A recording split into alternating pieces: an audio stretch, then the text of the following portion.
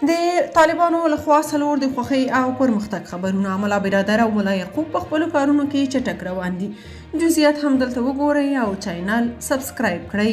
لومړی د حیرتان د نفت او ګازو دولتي شرکت څه باندې 443 میلیونه عواید راټول کړي دي. د یا دولتي شرکت مسؤلین وایي تیر کال 443 میلیونه 248,230 افغانۍ عواید راټول کړي چې د 1400 کال په پرتله زیات دي. دوهم دفاع وزارت 226 تنه پخواني منصوبین په دندو ګمارلي.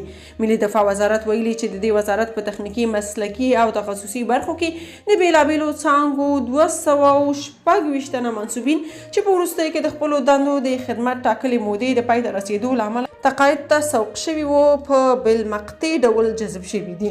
یاد وزارت همداراز هغه اوازې رد کړي چې ګواکې د دې وزارت فني او مسلکي پرسونل د ذاتي قانون په پام کې نه نیولو سره ځینې کسان تقاعد ته سوق کړي او زیاتوي.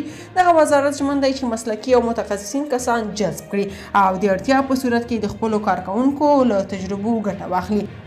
دریم ملا برادر وایي نږدې راتلونکي کې به هیواد کې سترې پروژې پیل شي.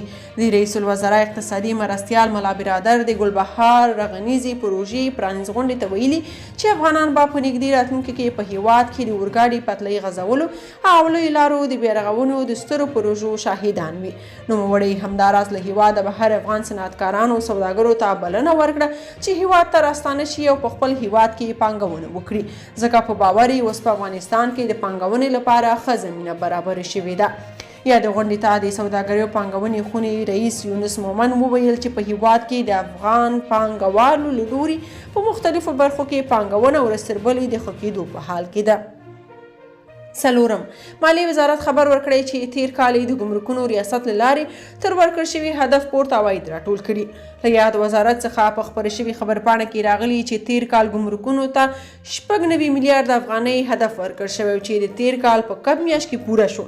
د سرچینې د معلوماتو پر اساس تیر کال له ګمرکونو څخه په ټولیز ډول 111.15 میلیارډ افغانۍ عواید راټول شوي چې له ټاکلي هدف څخه 15.8% لوړ دي. په خبرپاڼه کې راغلي چې له یادو عوایدو څخه 94.20 میلیارډ افغانۍ له وارداتو او 15.4 میلیارډ افغانۍ له صادراتو او 2.2 میلیارډ افغانۍ له بهرني ترانزیت څخه ترلاسه شوي دي. که تاسو په دې اړه څه نظر لرئ په کومنټ کې شریک او چینل سبسکرایب کړئ.